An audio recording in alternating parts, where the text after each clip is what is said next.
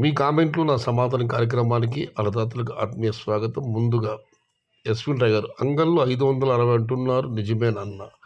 అన్న 500 2 3 చోట్ల పడ్డది, 560 ఎక్కడైనా పడి ఉండవచ్చు. మేబీ నేను చూడలేదు, పడి ఉండవచ్చు. చేలూరు సైడ్ వైరస్ వస్తుందన్నా, ఆంధ్ర సైడ్ వైరస్ ఉందా కొత్త తోటలకి? మహేష్ గారు, అన్న టమాటాలు అన్నీ ఊజీలు పడుతున్నాయన్న, ఎందుకంటే నిర్వహణ లేదు, ధరలు లేవని చెప్పి అందరూ తోటలు పెద్దగా పట్టించుకోవడం లేదు. ఇక్కడ కూడా వైరస్ ఉందన్న, కొత్త తోట కాయలు కూడా ఊజీగా ఎక్కువగా ఉంది.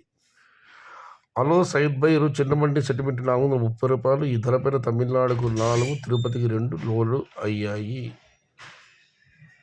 బడ్డయ్య గారు, చాలా చాలా ధన్యవాదాలు సోదర. ప్రతిరోజు మీరు చిన్న మండి మీకు ధరలు అప్డేట్ ఇస్తున్నందుకు, మరియు దాంతో పాటు లోడింగ్లు కూడా తెలియజేస్తున్నందుకు. ఇక మనం మరొకటి పరిశీలిస్తే, ఇవాళ మదనపల్లి ధరల అప్డేట్ వీడియో చేసినప్పుడు చెప్పాను నేను, 270 టాప్ పడింది, 280 వరకు, ఇంకా 10 ఒకటే పెరగవచ్చని భార్గవరెడ్డి గారు కామెంట్ పెట్టారు. కేజీ మండీలో ఇవాళ నా టమాటాలు 300 రూపాయలు, మాదే టాప్ అన్నాను. ఎస్, నేను కూడా ఉదయం వీడియోతో చెప్పడం జరిగింది, టాప్ ధర 10 రూపాయలు పెరగవచ్చని. శివపాల గోండల్ గారు, అన్న అక్టోబర్లో రేట్స్ ఎలా ఉంటుంది? టమోటాలు ఎవరు చెప్పలేకపోతున్నామన్నా. మొన్నైతే ఇంకా వ్యాపారం అయిపోయింది, మా ఉత్తర భారతంలో ఎగుతూ బంద్ అవుతుంది అనుకున్నాం, కానీ రక్షాబంధన్ పండుగ వచ్చింది, దానివల్ల మళ్ళీ అక్కడ ధరలు పుంజుకున్నాయి.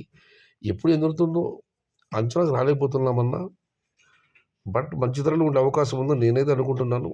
ఆ పైన దైవేచ్ఛ. శివకుమార్ గారు, వానమ్మ మమ్మల్ని కూడా పలకరించు, మమ్మల్ని కూడా గుర్తించు, మాకు వాన కురిపించు, అమ్మగాదన్న వరుణదేవుడు పుంలింగం. నువ్వు ఖండించుకో సైదన్నా, మేము ఏకీభవిస్తున్నాము. మదనపల్లి మార్కెట్ గురించి సాక్షి దినపత్రికలు ఒక వార్త వచ్చిన సంగతి మీకంతా తెలిసిందే, దాన్ని ఖండిస్తూ వీడియో చేశాను. దాని వినోద్ కుమార్ గారు, నువ్వు ఖండించుకో సైదన్నా, మేము ఏకీభవిస్తున్నాము. ధన్యవాదాలు సోదర. ఇక మనం మరొకటి పరిశీలిస్తే, సెప్టెంబర్లో రేట్స్ ఎలా ఉంటాయి రామకృష్ణ అన్న అని ఒక అర్థం అడిగారు, రిప్లై లేదు. అక్టోబర్లో రేట్ అదర కొడుతుందన్న జంగిట్ మల్లికార్జున గారు, అన్న జ్యూస్ కాయలు 50, స్మాల్ బిగ్ బాక్స్ అన్న, పెద్ద బాక్సులు అన్న 50 రూపాయలు. ఇక ముఖ్య రవినాయక్ గారు, అన్న నాది ఒక చిన్న విన్నపం, మన ఆంధ్రప్రదేశ్ అండ్ కర్ణాటకలో వంకాయ దెబ్బ చిక్కుడు మార్కెట్ పెట్టచ్చు కదా అన్న, అలా పెడితే ప్రతి రైతు బాగుపడతారు.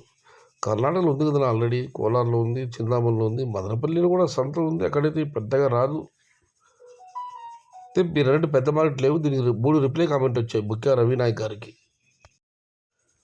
శివకుమార్ గారు, పెట్టచ్చు, మీరన్నది బాగుంది. చెన్నై పోవాలంటే చాలా దూరం, అందులోనూ ఈ చల్లో పోవాలంటే వాళ్ళు తోలే తొలుడికి గుండెకాయలు చేతికి వస్తాయి, ప్రాణాలు అరచేతులు పెట్టుకుని బండిలో కూర్చోవాలి. చాలా మంది చెన్నై పోలేక వంకాయ దెబ్బచుకుని పెట్టడం మానేశారు, ఓన్లీ టమోటాని టార్గెట్ చేస్తారు, ఎందుకంటే మార్కెట్లు అందుబాటులో ఉన్నాయి, పైగా దగ్గరలో టమోటా మార్కెట్లు ఉండడంతో టమోటా మీద చాలామంది పెట్టే పరిస్థితి వచ్చింది. మదనపల్లి కానీ ములగొచ్చురు కానీ పెద్ద కూరగాయల మార్కెట్ పడితే బాగుంటుంది, పెద్ద మార్కెట్ పడాలి చెన్నైలాగా, అప్పుడు ఇతర పంటలు కూడా రైతులు పెట్టే అవకాశం ఉంది మార్కెట్ దగ్గరలో ఉంటే. ఒకటైతే వాస్తవం, మనము ఆలస్యంగా లోడ్లు చేస్తే బళ్ళు అలాగే పెడతారన్న స్పీడ్గా, ఎందుకంటే అక్కడ టైమింగ్ ఉంటుంది. కోయంబేడు చెన్నై మార్కెట్లో తొందరగా గంట ముందుగా మనము లోడింగ్ చేసుకుంటే ప్రశాంతంగా వెళ్ళొచ్చు. అదిగా ఇప్పుడు జాతీయ రహదారి వచ్చింది, ఎలాంటి వాళ్ళైనా సరే ఆ దారిపైన బండ్లు విమానంలాగా రయ్యని పెడుతున్నాయి. మీరు అనేది వాస్తవమే.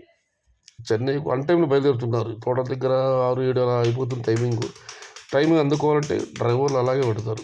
ఈ రెండు వాస్తవమే. కాకపోతే చెన్నై పెద్ద మార్కెట్, అక్కడ సిటీలో మొత్తం సప్లై అవుతుంది. ఇక్కడ మార్కెట్ పెడితే మీరు అన్నట్టుగా అక్కడ ధరలు చూసి ఇక్కడ వ్యాపారస్తులు కొనుగోలు చేస్తారు. ఇదేమైనా ఈ విషయం పైన మీ స్థానిక ప్రజాప్రతినిధులకు ఒక వినతి పత్రం సమర్పించండి, చూద్దాం ఆ తర్వాత ఏం జరుగుతుందో. ఇక మరొక రిప్లై కామెంట్ ముఖ్య రవినాయక్ గారు, శివకుమార్ గారు, మీరు చెప్పిన మాటలతో ఏకీపిస్తున్నాను, అందుకే అన్నా ఎవరైనా పెద్ద మార్కెట్ ఓనర్స్ ఆలోచించాలి. ఇక నరేందర్ గారు, ఇది మంచి ఆలోచన, ప్రభుత్వం ఒక పెద్ద మార్కెట్ పెడితే బాగుంటుంది.